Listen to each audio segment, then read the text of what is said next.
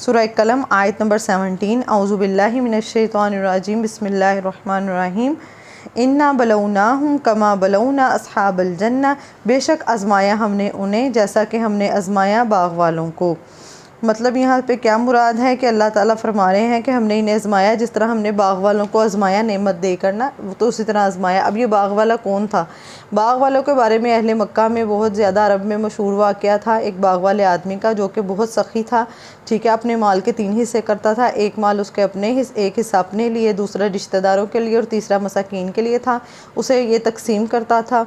लेकिन जब भी इसका इंतकाल हो गया तो इसके 3 बेटे थे और उन्होंने ये सोचा, ये प्लानिंग की कि हमारा बाप जो था वो तो सारा माल ज़ाया कर देता था मसाकीन में और गरीबों में, तो हम ऐसा नहीं करेंगे, तो जो फल होगा वो हम खुद काटेंगे। तो जब वो काटने के लिए आए, फल पक चुका था, जब वो प्लानिंग के साथ जैसे चले और वो फल काटने के लिए आए तो अल्लाह ताला ने उसको वो जो फल जहाँ पे बाग़ था उसको पहले से ही तबाह कर दिया था एक रात पहले जब वो सो रहे थे। तो ये वाक़या बता के अहले मक्का को हिलाया जा रहा है, उन्हें समझाया जा रहा है कि जिस तरह बाग़ वालों ने अपनी जो उनके पास नेमत थी उसको वो शेयर नहीं करना चाहते थे मसाकीन के साथ, गुरबा के साथ, तो अगर तुम भी अपनी नेमत को, ये जो कुरान है इसको शेयर नहीं करोगे या ये जो कुरान है इस पे ईमान नहीं लाओगे, इस नेमत की कदर नहीं करोगे, तो ये तुमसे छीन जाएगी। और किसी जैसे देखें ना, अहले जो मक्का है, मक्का में भी जिस तरह फलों की फरावानी और लोगों की फरावानी और जिस तरह लोगों को आना जाना था हज उम्रे की वजह से, हज़रत इब्राहीम और हज़रत हाजरा का हम वाक़या देखते हैं। तो तब पहले तो अरब बिल्कुल बेआबान बंजर था, लेकिन किसी भी इलाके में इन चीज़ों का बंदोबस्त हो जाना कि वहाँ का टूरिस्ट का सिस्टम बहुत अच्छा था, बाकी वहाँ पे जो फल थे वो भी ठीक थे, तो ये बहुत बड़ी नेमत है। लेकिन अगर उन्होंने वो जो अहले मक्का थे वो अपने आप को बहुत कादिर समझते थे कि हम डिज़र्व करते हैं ना, तो ये बाग़ वालों का किस्सा बताया गया कि बाग़ वाले भी ख़ुद को बहुत कादिर समझते थे, तो अल्लाह ताला ने उनके साथ क्या किया। और ये हम सब के लिए भी इस वाक़े में बहुत ज़्यादा सबक हैं कि अगर हमें जो अल्लाह ताला ने नेमतें दी हैं, अगर हम उनकी कदर नहीं करेंगे तो अल्लाह ताला वो नेमतें हमसे छीन लेगा। चले जी लेसन की तरफ आते हैं। इन्ना बलौनाहुम, बेशक आज़माया हमने। बला कहते हैं किसी की सख्ती से आजमाइश करना, किन्हें? अहले मक्का को। कमा बलौना, जैसे हमने आज़माया अस्हाबल जन्ना को, बाग़ वालों को। इज़ अक़समू, जब उन्होंने कसम खाई, ला यसरिमुन्नहा मुस्बिहीन, के वो अलबत्ता ज़रूर काटेंगे सुबह सवेरे। मतलब उन्होंने इस बात पे कसम खाई कि अल्लाह यसरिमुन्नहा कहते हैं, सरमा कहते हैं किसी तेज़दार आले से दरख्तों के जो गोशे हैं ना, या दरख्तों के मतलब दरख्तों को तेज़दार आले से काटना, ये तेज़ तलवार के लिए भी सरमा का वर्ड इस्तेमाल होता है। और कि वो अलबत्ता ज़रूर, या किसी फल को या किसी चीज़ को बहुत स्पीड में काटना, उसके लिए सरमा का लफ्ज़ इस्तेमाल होता है कि वो अलबत्ता ज़रूर काटेंगे या फल उतारेंगे मुस्बिहीन, सुबह सवेरे। वला यस्तस्नून, और नहीं वो इस्तिस्ना कर रहे थे। अब इस्तिस्ना से मुराद जो उलमा ने लिया है सानून या इसका रूट है, और कुछ उलमा ने कहा है कि क्योंकि वो इस्तिस्ना का मतलब है कि सना से है, ये कि उन्होंने सना नहीं की थी या इंशाअल्लाह नहीं कहा था, इस वजह से। क्योंकि जैसे हम आगे जाके आयत नंबर 38 में देखेंगे तो उनके में से अल्लाह ताला कहते हैं कि दरमियाने ने कहा था कि क्या मैंने तुम्हें नहीं कहा था कि तुम तस्बीह करो, और उन्होंने तस्बीह नहीं की थी या इंशाअल्लाह नहीं कहा था। और एक इसका जो वला यस्तस्नून का मतलब है वो ये है कि वो इस्तिस्ना नहीं कर रहे थे, मतलब वो कोई एक्सेप्शनल, इंग्लिश में एक्सेप्शनल केस कहते हैं, एक्सेप्शन नहीं दे रहे थे कोई, मतलब कोई रियायत नहीं दे रहे थे, कुछ भी ना बचे, मतलब कुछ भी ना छूटे हमसे, हमने सारे दरख्त का फल जो है वो उतार लेना है, गिरे फिर जो गिर जाएं फल वो भी हमने मसाकीन को या यतीमों को या गरीबों को, कोई उसमें से भी कोई कुछ ना ही देना, कुछ ना मिले इनको भी। ठीक है, ये सारी उनकी प्लानिंग थी। इस्तिस्ना का मतलब यही है कि नहीं वो इस्तिस्ना कर रहे थे, मतलब उनका नीयत ये थी कि हमने कोई चीज़ भी नहीं छोड़नी। ठीक है, फ़तवाफ़ा अलैहा, तो फिर गया इस पर, तवाइफ, एक फिरने वाला, मिर रब्बिका, आपके रब की तरफ से, वहुम नाइमून, और वो सो रहे थे। फ़ताफ़ा तो फिर गया अलैहा, इस पर एक फिरने वाला। अब ये फ़ताफ़ा और ताइफ़ का रूट वर्ड यही है कि मतलब किसी चीज़ का, जैसे तवाफ़ भी इसी सही है, गोल गोल सर्कुलेट में चक्कर लगाना। अब ये क्या चीज़ थी? आग का बगोला था या ये हवा का बगोला था? ये क्या था कि एक चीज़ थी, जैसे वो फिरने वाला कोई, जैसे गाँव में लोग देखते हैं कि कोई बगोला हो और वो फिर जाए किसी बाग में, तो ये वो मुराद है। फ़ताफ़ा अलैहा ताइफ़ुम, और फिर गया इस पर एक फिरने वाला मिर रब्बी का, आपके रब की तरफ से, वहुम नाइमून, और वो सो रहे थे। मतलब वो जो बाग वाले के बेटे थे, वो जो बाग वाले थे वो सो रहे थे खुद, और रात को ही ये शाम में मतलब ये प्लानिंग करके गए हैं कि सुबह हम आएंगे और आके हम इसको काटेंगे, और फिर वो घर जाके सो गए हैं। लेकिन उन्हें ये पता भी नहीं है कि जो बाग है वो एक फिरने वाला उस पर फिर गया, और सब फ़अस्बहत कस्सरीम, तो वो बाग हो गया मानित जरकटी खेती के। मतलब ये बाग बिल्कुल ऐसे हो गया जिस तरह बिल्कुल किसी चीज़ को तबाह बर्बाद कर दिया जाए। जैसे सरमा था ना, यहाँ पे जो हमने देखा ला यसरिमुन्नहा, कि अलबत्ता वो ज़रूर काट लेंगे, उन्होंने जैसी प्लानिंग की थी वैसे ही ये यहाँ पे इसका भी रूट वर्ड कस्सरीम का भी है कि जैसे उन्होंने प्लानिंग की थी ना कि हम बिल्कुल हमने कुछ भी नहीं छोड़ना, और हमने तेज़दार आले से बिल्कुल एकदम वो इसकी जो है कटाई कर लेनी है, इसका फल उतार लेना है, तो अल्लाह ताला ने वैसे ही कुछ भी नहीं छोड़ा उनके लिए। कस्सरीम, तो वो बाग बिल्कुल ही उजड़ गया, बिल्कुल ज़ाया हो गया। फ़तना दो मुस्बिहीन, फिर वो एक दूसरे को पुकारने लगे सुबह सवेरे। फिर जब वो सुबह के वक्त रात को सो रहे थे, ठीक है, फिर वो जब सुबह सवेरे उठे तो एक दूसरे को पुकारने लगे, अनिगदू, कि सुबह सवेरे चलो, अला हर्सिकुम, अपने खेत पर। हर्स कहते हैं ऐसा खेत जिसका जो दाना है वो पक के बिल्कुल तैयार हो चुका हो, बिल्कुल पकी हुई फसल को हर्स कहते हैं। हर्स जो इसके मुकाबले में अज़र का लफ्ज़ आता है ना, उसका जो है वो यही होता है, मतलब कि ऐसा बाग जिसमें बस बीज, जैसे ज़रात है, ऐसा बाग जिसमें बीज वगैरह डाले हो, आइन, ठीक है, तो उसका मतलब ये होता है कि जिसमें बीज और बस डाला और पानी लगाया हो। जबकि यहाँ पे वर्ड हर्स है, इसका मतलब जो बिल्कुल पक के तैयार रेडी है ना, वो वाला खेत मुराद है। इन कुंतुम सारिमीन, अगर हो तुम फल तोड़ने वाले। इसका भी देखें, सरमा का रूट वही है जो कस्सरीम का है, जो ला यसरिमुन्नहा का है। मतलब रात को उन्होंने ये वाली प्लानिंग की थी, फिर अल्लाह ताला ने उसको कस्सरीम वैसे का ही कर दिया, जैसा वो किसी के लिए कुछ भी छोड़ना नहीं चाहते थे ना, तो उनके लिए भी कुछ नहीं बचा। और फिर सुबह उठ के वो उस प्लानिंग पे पक्के थे कि अगर तुम हो फल तोड़ने वाले, फल नहीं तोड़ना, चलो जैसे सुबह सुबह एकदम जब किसी कहीं जाना ही हो तो जैसे लोग जब उठते हैं तो घर में एक जैसे वो माहौल हो जाता है, तो वो चीज़ यहाँ पे एक मंज़र खींचा जा रहा है कि वो उठा रहे थे कि चलो चलो चलो चलें। और गदऊ कहते हैं, या भी यहाँ पे देखें, गदऊ का मतलब भी सुबह सवेरे और मुस्बिहीन का मतलब भी सुबह सवेरे, तो दोनों में फ़र्क क्या है। मुस्बिहीन कहते हैं जैसे सुबह का इब्तदाई वक्त जो होता है, ठीक है, और गदऊ कहते हैं कि मतलब जैसे कि नाश्ता करके मतलब निकलो, ठीक है। गदऊ वैसे अरबी ज़ुबान में के दिन का इब्तदाई हिस्सा, और खाना जो कि दिन के इब्तदाई हिस्से में खाया जाए उसे गदऊ कहते हैं, जो नाश्ता किया जाए ना उसे गदऊ कहते हैं। और किसी भी काम को सुबह के वक्त करने को ना ये सबाहा कहते हैं, ठीक है। इसमें फ़र्क ये है कि बिल्कुल ये इब्तदाई सुबह के वक्त अगर काम करने वाले, और फिर ये कि मतलब ये भी हो सकता है कि वो सुबह के वक्त जब निकले तो नाश्ता वगैरह करके कि सुबह चलो अपने खेत पर, के चलो जल्दी जल्दी उठो और नाश्ता करो जैसे हम कहेंगे, तो फिर चलो अपने खेत पर। और अगर हो तुम फल तोड़ने वाले, फ़न तलक़ू, तो वो चल दिए, वहुम यतख़ाफ़तून, तो वो चुपके चुपके आपस में बातें कर रहे थे। चुपके चुपके क्यों, क्या बातें कर रहे थे, जैसे कोई आहिस्ता आहिस्ता बोले इस तरीके से कि मैंने तुम्हें ऐसे कहा है ना कि चलो जल्दी जल्दी से चलो और किसी को पता ना चले। तो ये जो आहिस्ता आहिस्ता से बिल्कुल मुंह के अंदर बोलना है ना, बिल्कुल आहिस्ता आहिस्ता हल्की आवाज़ में, उसको उस तरीके से ये चल दी और बिल्कुल आहिस्ता आहिस्ता बातें कर रहे थे। क्यों बातें ऐसे कर रहे थे कि कोई मिस्कीन या कोई इनकी बात सुन ना ले, कोई जाग ना जाए। अन के ला यदखुलन्नहा, के हरगिज़ ना दाखिल हो इसमें, अलयौमा, आज, अलैकुम, तुम पर, मिस्कीन, कोई मिस्कीन, कि आज हरगिज़ ना दाखिल हो, आज, अलैका, अलैकुम, तुम पर, मिस्कीन, कोई मिस्कीन। अब मिस्कीन के वो इस वजह से छुप छुप के बातें कर रहे थे कि चलो जल्दी से चलो और आज तुम पे कोई भी मिस्कीन दाखिल ना हो। मिस्कीन कौन होता है?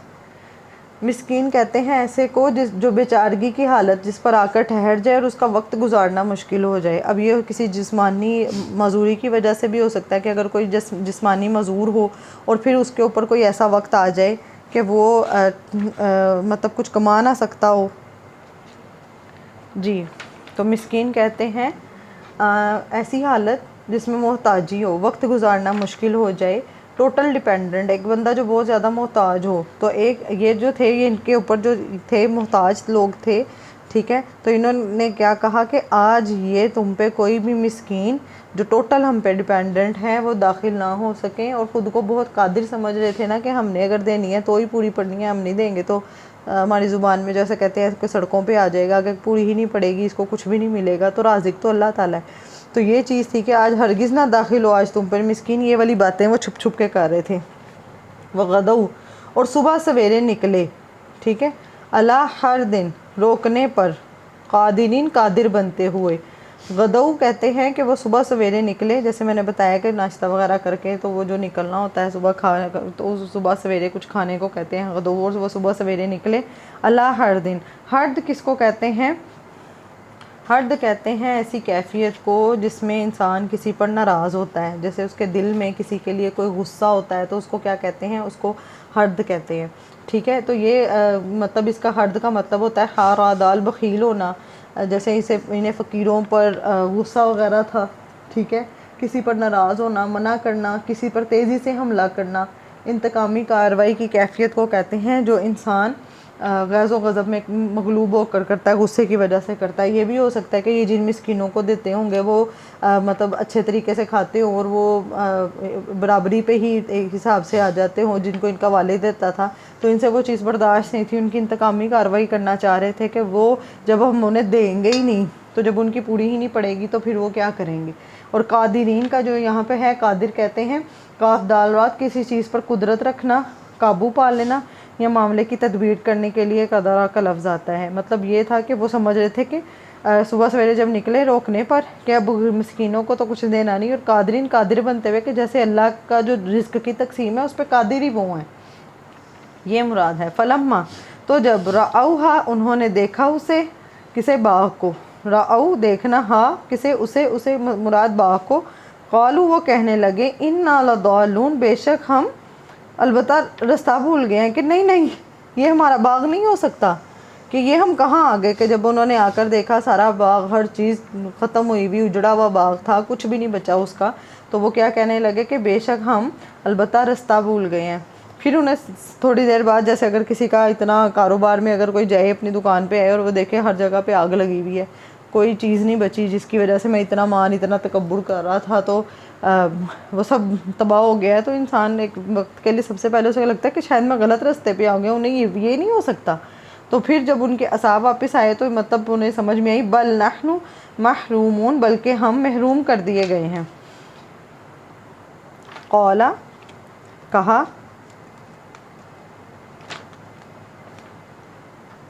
कौला कहा, औसतुहुम, उनमें से बेहतर ने, मतलब वस्त वैसे कहते हैं दरमियाने को, और यहाँ पे बेहतर भी आएगा कि उनमें से जिसको थोड़ी बहुत अक्ल शऊर था उसने कहा, और जो वस्त दरमियाना भी हो सकता है कि दरमियाने ने कहा, अलम अकुल लकुम, क्या मैंने नहीं कहा था तुम्हें, लौला तुसब्बिहून, क्यों नहीं तुम तस्बीह करते, कि क्यों तुम अल्लाह ताला की तस्बीह नहीं बयान करते। ये वही बात है कि जो इस तस्ना में हमने की थी कि आयत नंबर 28 में, सॉरी वहाँ पे 38 निकल गया था मुँह से, आयत नंबर 28 जो है इसमें अल्लाह ताला ने यहाँ पे कहा है कि उनमें से दरमियाने ने कहा कि क्यों नहीं तुम तस्बीह करते, क्यों नहीं तुम अल्लाह ताला का जिक्र कर दे। मतलब ये कि इनको रिमाइंडर मिला था कि तुम अल्लाह ताला का जिक्र करो, इसने इनको रिमाइंडर दिया था, लेकिन क्योंकि जिस वक्त इंसान कहता है अच्छा पता है मुझे, कर लूँगा मैं, मुझे सारा ही पता है, तो ये जो रवैया होता है ना कि मतलब अल्लाह ताला के ज़िक्र को कोई अहमियत नहीं दी उन्होंने, तो ये वो वाली बात है।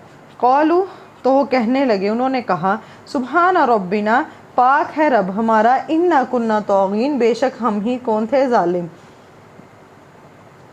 जालिम कौन होता है? हक से तजावुज़ करने वाला, हुआ कलील मिकदार में हो या कसीर मिकदार में, या किसी चीज़ को नाजायज़ तरीके से उसके असल मुकाम से हटा देना। और इन्होंने यहाँ पे जुल्म क्या किया था? इन्होंने जुल्म किया था तकब्बुर का, कि इन्होंने अपने आप को बहुत कादिर समझा था और इन्होंने समझा था कि हम बेहतर हैं और जो सब कुछ नेमतें जो हैं वो हम ही उस पर करने पे कादिर हैं, हम ही दूसरों को रिस्क देने पे कादिर हैं। तो जो तकब्बुर किया था उसकी वजह से तो अभी इन्होंने दुआ की कि पाक है हमारा रब, बेशक हम ही जालिम थे। फ़अक़बला बाज़ुहुम, तो मतवज्जा हुआ बाज़ इनका अला बाज़, इन बाज़ पर, यतलावमून, आपस में मलामत करते हुए। लाम व मीम लोम कहते हैं किसी को इल्ज़ाम लगा देना, किसी पर इल्ज़ाम डालना कि तुम्हारी वजह से हुआ, दूसरा कि नहीं तुम्हारी वजह से हुआ, तो वो जो हम इल्ज़ाम लगाते हैं उसको मलामत करना कहा गया है। किसी काम को बुरा समझ कर करने को भी किसी काम को बुरा समझ के किया तो जो दूसरे फिर वो जो मलामत करते हैं कि तुम्हारी वजह से हुआ या कोई नुकसान हो जाए, तो वो आपस में एक दूसरे को मलामत करने लग गए। और ये क़यामत का भी एक मंज़र कुरान में आता है ना कि जब क़यामत वाले दिन हर कोई दूसरे को मलामत कर रहा होगा, हर जमात वाला दूसरी जमात को, कोई जिसकी भी वजह से हर कोई एक दूसरे को मलामत कर रहा होगा, जिसकी वजह से हराम कमाया, जिसकी वजह से जो भी गलत काम किए, तो क़यामत वाले दिन जो होगा वो दूसरे पर इल्ज़ाम लगा रहा होगा कि मैंने तुम्हारी वजह से किया, और दूसरा कहेगा मैंने तो तुम्हें नहीं कहा था करने को, तुम मत करते, ये तुम्हारी अपनी गलती है। तो इस वजह से ये वो वाला है ये तलावामून। अच्छा जी, उन्होंने कहा क़ालू या वैलाना, उन्होंने कहा हाय अफसोस हम पर, इन्ना कुन्ना तौगीन, कि बेशक हम थे तौगीन सरकश, कि हम ही सरकश थे। उन्होंने कहा कि या वैलाना, हाय अफसोस हम पर, हाय अफसोस हम पर, कि हाय मतलब जैसे इंसान ये वो अंदाज़ा जब इंसान के पास कुछ चला जाए या नुकसान हो जाए तो वो जो हमारा हाय अफसोस निकलता है ना, जो एक्सप्रेशन है ये वो यहाँ पे है, इन्ना कुन्ना तौगीन, हम ही सरकश थे। अब जो तौगीन है इसका क्या मतलब है? तौगीन या कहते हैं हद से बढ़ने को, ठीक है, सरकशी करने को, नाफरमानी में हद से गुजर जाना या हद से बढ़ना और फैल जाना, और ये गुस्से और कहर के लिए भी इस्तेमाल होता है। मतलब इससे मुराद ये है कि वो जो थे वो हद से बहुत ज़्यादा गुजरने वाले थे, बहुत ज़्यादा सरकशी करने वाले थे, ठीक है, गुस्से और कहर में बोलने वाले थे। कोई आ जाता था, अगर मिस्कीन या कोई भी आ जाता तो किसी को डांट देना, ये सब कुछ इसमें आएगा। और हमारी ज़ुबान में जैसे कहते हैं कि किसी बंदे को बंदा नहीं समझना, किसी इंसान को इंसान नहीं समझना, कि इतना ज़्यादा तकब्बुर और इतनी ज़्यादा सरकशी अगर किसी में आ जाए तो वो यहाँ पे मुराद है। अच्छा जी, तो ये वैसे ही जो लफ्ज़ है ना तौगीन, इसी से तुग़यानी निकला है। तुग़यानी कहते हैं कि पानी जब किनारों से बुलंद होकर बाहर की तरफ फैल जाए ना, बाहर निकल जाए, मतलब जो उसकी लिमिट है पानी की उससे बाहर निकल जाए, अगर वो जैसे समुंदर की एक लिमिट होती है, आपने देखा होगा समुंदर के किनारे पे इस तरह एक लिमिट होती है, वो समुंदर वहाँ से बाहर नहीं आ रहा, लेकिन अगर समुंदर वहाँ से निकल के बाहर आ जाए तो यानी में सरकशी में आ जाए तो वो तो हर चीज़ को तो वो बर्बाद कर दे। इसी तरह दरियाओं का भी है। तो मतलब एक ये भी है कि ऐसा बंदा जो अपने बोल के ज़रिए बड़े बड़े बोल बोलते थे, ये बड़ी सरकशी वाली गलत बातें करते थे, अपनी हद को, अपनी लिमिट को क्रॉस करते थे। और एक मतलब जो इसका यही है कि ये बड़े बड़े बोल बोलते थे, दूसरों को हकीर समझते थे। उन्होंने कहा हाय अफसोस हम पर, बेशक हम थे हम ही सरकश। असा उम्मीद है, रब्बुना रब हमारा, आइन युबदिलाना, कि वो बदल दे हमें, खैरम बेहतर से, मिन्हा इससे। मतलब ये जो हमारा नुकसान हो गया, अल्लाह ताला से हमें उम्मीद है कि अल्लाह ताला हमें इसे बदल के बेहतर देगा। इन्ना इला रब्बिना रागिबून, बेशक हम अपने रब की तरफ रगबत करने वाले हैं। अब ये जो थी ये इनकी हैप्पी एंडिंग थी कि चलो इन्हें दुनिया की ज़िंदगी में ही तौबा करने की और अपनी इस्लाह करने का मौका मिल गया, चाहे उनका नुकसान हुआ, लेकिन उन्हें उम्मीद थी कि अल्लाह ताला हमें बदल के इससे बेहतर देगा, और उन्हें जो उनकी ज़िंदगी का सबक था वो मिल गया। तो ये एक हैप्पी एंडिंग है कि दुनिया की ज़िंदगी में ही अगर अल्लाह ताला किसी को इस्लाह करने का मौका दे दे। पीछे हमने जो पढ़ा वलीद बिन मुगीरा के बारे में कि अल्लाह ताला ने उसे इतना माल, दौलत, बेटे, हर चीज़ से, हर नेमत से नवाजा हुआ था, जैसे पीछे कुछ उलमा का ख्याल है कि ये वलीद बिन मुगीरा के बारे में है। तो लेकिन उसे दुनिया की नेमतें इतनी फरावानी में मिल गई कि उसे कभी तौबा की तरफ नहीं वो आया। इसी तरह जब इंसान को दुनिया की ज़िंदगी में इतनी ज़्यादा नेमतें, इतनी फरावानियाँ मिल जाती हैं तो वो भूल जाता है, वो तो उसकी वो रस्सी अल्लाह ताला ढीली कर देते हैं। लेकिन अगर कभी नुकसान हो जाए या कोई आजमाइश आ जाए या इंसान की अपनी कमी कोताहियों की वजह से इंसान को पकड़ आ जाए इंसान की, तो ये बेहतर होती है उस इंसान के लिए कि उसको अल्लाह ताला तौबा करने का और अपनी इस्लाह करने का मौका दे देता है।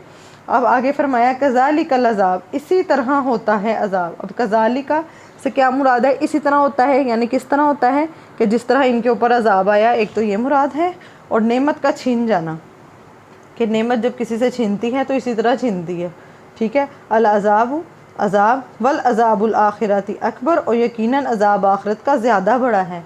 कि आखिरत में एक इंसान है जिसको दुनिया में अगर तौबा करने की और अपनी इस्लाह करने की तौफीक नहीं मिली और उसके ऊपर नेमतों की इतनी फरावानी गलत करने के बावजूद नेमतें, अगर ये देखें बाग वालों की अगर इस तरह पकड़ नहीं होती तो ये मज़ीद गुनाहों में ही ज़्यादा होते, ये नेकियों की तरफ नहीं आते। लेकिन उन्होंने क्या सोचा कि जब उनकी पकड़ हुई फिर उन्हें समझ में आई कि हमारी गलती क्या थी और उन्होंने अपने आप को चेंज किया। जैसे उन्होंने कहा है कि हमें बदल दे अल्लाह ताला और हमें बाग भी बदल दे बेहतर, ठीक है। और जैसे उन्होंने कहा इन्ना कुन्ना ज़ालिमीन, हम ही ज़ालिम थे, अपनी गलती का एतराफ़ किया।